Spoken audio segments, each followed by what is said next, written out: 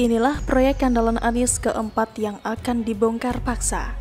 Ditulis oleh Ruskandi Angga Wirya di siwar.com. Halo, berjumpa dengan suara Grace di channel Metropolitik. Makin lama rasanya kita semakin dibuat geli dengan dinamika pembangunan ibu kota di bawah Abbas saat ini. Masih hangat dalam ingatan publik soal beberapa proyek yang bernilai fantastis dan ternyata hanya menghiasi ibu kota seumuran jagung. Kini kembali kita akan menyaksikan kejadian yang sama dengan proyek jalur sepeda permanen di Jalan Sudirman Tamrin.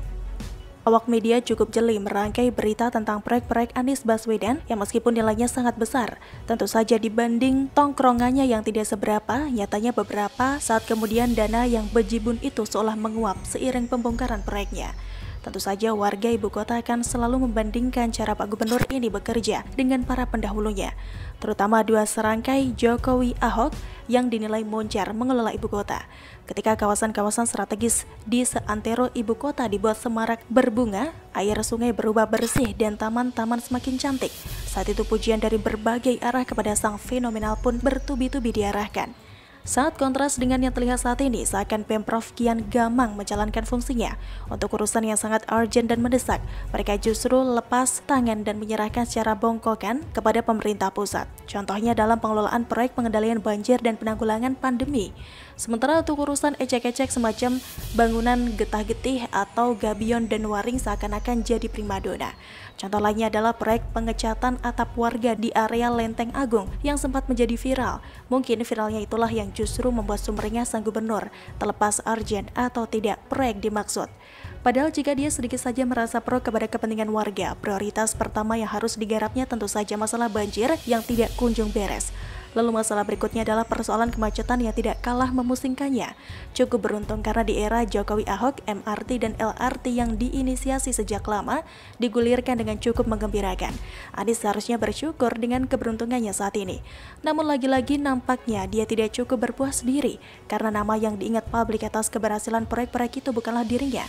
Maka sepanjang masa jabatannya, dia pun tampak tergopoh-gopoh membuat program yang kira-kira akan dikaitkannya dengan citra pribadinya. Repotnya hampir semua program yang dia tawarkan kepada warga ketika masa kampanye dulu rupanya hanya berhenti di tataran konsep. Contohnya adalah proyek rumah DP 0 rupiah. Silakan tunjukkan jika proyek andalan itu sudah ada yang dirasakan warga. Faktanya justru kini sedang diangkat kasusnya oleh penegak hukum karena terindikasi markup. Celakanya proyek yang sudah siap huni pun ternyata harganya sangat di luar jangkauan mereka yang berhak. Artinya proyek itu lagi-lagi menjadi potensi dimangkrakan atau minimal diubah peruntukannya. Kembali ke soal jalur sepeda permanen yang rencananya akan dievaluasi oleh pihak Polri. Wagub yang merasa setengah hati untuk mengiyakan pembongkaran itu terkesan serba salah. Sekiranya Polri akan menuruti permintaan Komisi 3 DPR, ada sejumlah pertanyaan yang perlu diungkap. Bagaimana ceritanya sehingga jalur sepeda yang dieksekusi namun ternyata menimbulkan persoalan ini? Bagaimana tim ahli yang mengkaji program tersebut sehingga terkesan melakukannya dengan ala kadarnya? Jangan-jangan mereka hanya manggut-manggut saja ketika sang gubernur mengutarakan keinginannya karena barangkali dia merasa diri di atas angin, apalagi dengan predikat mentereng sebagai cendekiawan, maka teori apapun yang datang dari tim ahli akan mudah dipatahkannya. Mudah diduga jika kemudian hasilnya seperti ini. Tak jauh bedanya dengan program-program lain yang hanya menghambur-hamburkan anggaran namun tak ada manfaatnya. Hal yang paling menyedihkan jika kita ingat rencana penyelenggaraan balapan Formula E yang sejak awal sudah mengundang kontroversi namun tetap saja dipaksakan untuk dieksekusi. Mumpung kita sedang membutuhkan dana yang sangat besar untuk membiayai penanggulangan COVID-19 yang mulai kembali menggila, sebaiknya ada tim yang mengejar dana Formula E yang terlanjur disetor ke pihak prinsipal. Toh proyeknya pun dipastikan tidak jadi digelar. Jika ditunda hingga berganti tahun, bunganya saja mungkin akan semakin tak terbayar. Adakah DPRD sudah berpikir untuk mengevaluasi kinerja gubernur? Bukankah beberapa waktu lalu sudah ada pemikiran melakukan impeachment? Tampaknya momentumnya kini sedang menemukan waktu yang bagus karena secara politik dia sedang berada di titik nadir, dihujat dari banyak arah. Tidak ada lagi yang bisa diharapkan dari seorang Abbas selain dari blunder menuju blunder berikutnya. Bagaimana menurut Anda? Silahkan tulis komen Anda di kolom komentar. Jangan lupa untuk like, subscribe, dan share. Grace pamit, sampai jumpa.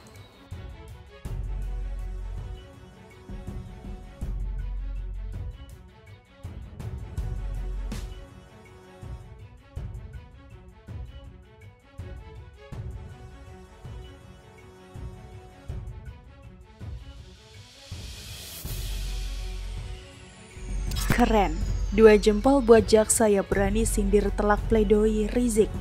Ditulis oleh Syardi di siwar.com.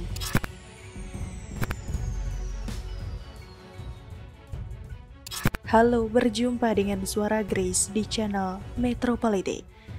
Setelah Rizik membacakan pledoi beberapa waktu lalu, sekarang giliran JPU menanggapi melalui replik.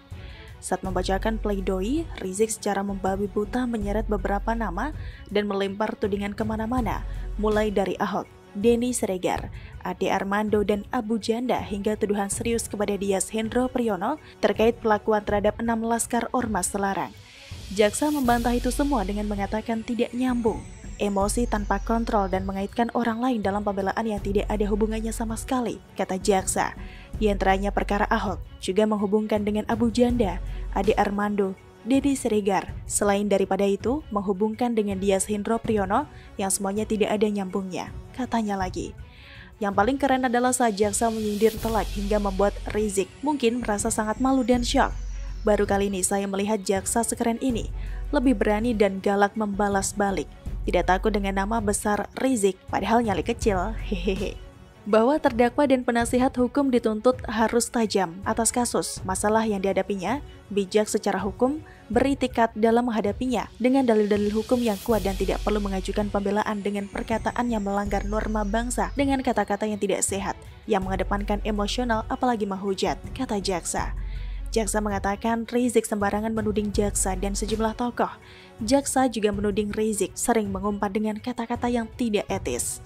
Sudah biasa berbohong, manuver jahat, ngotot, keras kepala, iblis mana yang merasuki, sangat jahat dan meresahkan.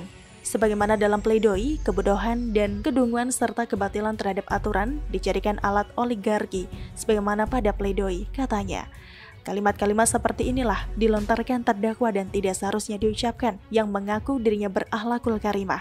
Tetapi dengan mudahnya terdakwa menggunakan kata-kata kasar sebagaimana di atas. Padahal status terdakwa sebagai guru yang dituakan, tokoh dan berilmu ternyata yang didengung-dengungkan. Sebagaimana imam besar hanya isapan jempol belaka. Imbu jaksa, imam besar hanya isapan jempol belaka. Good statement. Izinkan saya berikan 2 jempol buat jaksa ini. Berani, tegas, dan tidak takut dengan intimidasi dan kata-kata kasar yang keluar dari mulutnya dan pendukungnya. Jarang-jarang kita bisa menjumpai orang yang tidak takut dengan tekanan massa dan berani membela konstitusi. Berani galak jika memang ada yang salah. Beginilah seharusnya aparat menegak hukum. Salah tetap salah, mau dia itu ulama kek, pemuka agama kek, imam besar kek, atau Rizik yang cuma berani sembunyi di balik pendukungnya, tidak takut mengatakan seseorang bersalah jika memang bersalah, berani berkata pedas jika memang begitu kenyataannya, tidak menciut dan main aman karena takut dengan tekanan massa. Rizik ini adalah contoh tokoh yang selalu lupa bercermin, mengaku imam besar, sok suci, surga seolah hanya milik kelompoknya, tapi kelakuan sangat terbalik. Rizik ini merasa paling benar sendiri sehingga dia dengan seenak jidatnya menyalahkan orang lain. Bahkan dia selalu menuding orang lain berbuat salah tapi tidak dihukum.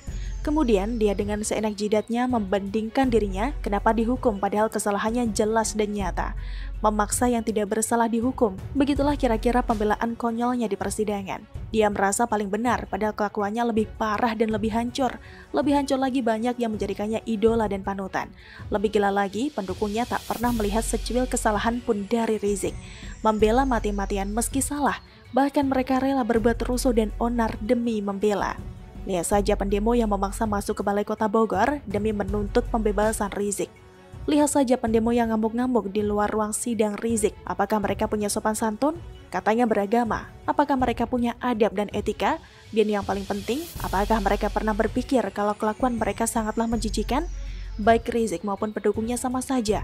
Memang begitulah kenyataannya, persis seperti yang digambarkan jaksa di atas. Tepat dan menusuk langsung ke inti permasalahan.